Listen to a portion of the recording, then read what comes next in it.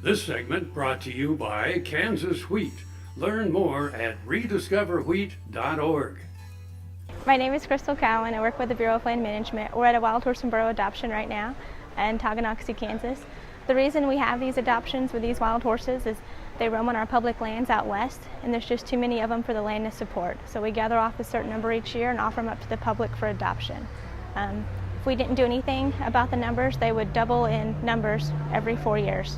So we do give contraceptives, and then we do gathers as well. So we encourage the public to come out and adopt these horses and take them home and gentle them and train them and make them into whatever they want to be. If it's a companion animal or a donkey or a burro for their cattle or livestock, or train the animal for endurance riding or trail riding. Or another thing folks do with them is ranch work. They make really good ranch horses.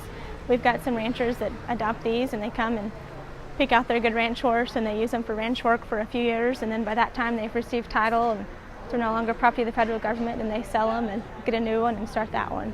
We cover Oklahoma, Kansas, Texas, and New Mexico, and we have an adoption event somewhere throughout our 4-state area once a month. Another thing that we help out with are the Extreme Mustang Makeover events. We usually have the pickups in Pauls Valley, Oklahoma for our events that are held in Fort Worth. This year it was in Decatur, Texas. We also ship animals to other pickup locations or help out with other Extreme Mustang Makeover events, and it's really neat to see what the trainers can do with those horses in just 120 days. My personal favorite is the youth, especially whenever the youth have a summer to work with the horse, and just see that bond between the youth and the yearling or the young horse is really remarkable. So whenever they're gathered out west, we prep them. So we first take them to a facility, we give them vaccinations, we pull blood for Coggins, we worm them, and then we brand them. You can see the freeze mark on the left side of their neck. It's angle symbols. We can decode it and read it, and it's kind of like that horse's social security number in a way. The first 2 symbols are the year of birth, and then the facility that prepped it, and then the last 4. So that makes the brand you see on the left side of their necks. So in Kansas we have a couple of events coming up, and then one all year round. So we have a Wild Horse and Burro Expo and Show. This will be our 22nd one to have, and it's going to be in Salina, Kansas this year. They're at the Saline County Fairgrounds October 14th and 15th, and we'll have a show, a trainer doing yearling demonstrations, games on horseback on Friday night, a lot of prizes for the adopters, and it's free for any freeze branded horse. So it will be a lot of fun.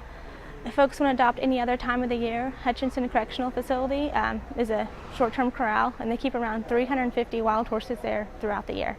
Folks can make an appointment and call and go in and Monday through Friday and adopt. They can also get on the waiting list to adopt a trained horse for the same $125 adoption fee. The requirements to adopt: you must be at least 18 years of age and have no prior convictions of animal abuse, and then have a proper corral to put the animal in. These horses are wild, so the minimum requirement for an adult horse is 6-foot-tall fences with access to shelter and food and water, with a minimum of 20 by 20, like 400 square feet. So that's not very big, and once that animal is gentled and the adopter can provide medical care and lead the animal, then they can put them in whatever pasture they feel comfortable. It's 5 foot for yearlings and then 4.5 for burros. All of the animals up for adoption have negative Coggins and are all updated on all vaccination and dewormings. When the adopter adopts, they'll receive a health sheet, and it shows where the animal's from, if it was gelded, what date, if it needs gelding, and then vaccination dewormings on the bottom, and then a negative Coggins is stapled to the back. They receive an application for title 12 months later.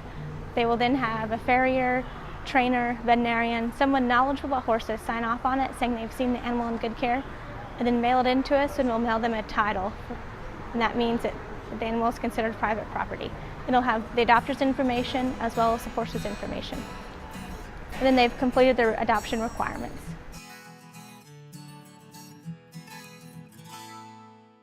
Ag Promo Source is a unique group of marketing specialists with one mission: help your ag business grow. Each affiliate has their own area of expertise, and they work together to bring you advice, products, and services. To get started, visit agpromosource.com. Ag Promo Source. Together we grow.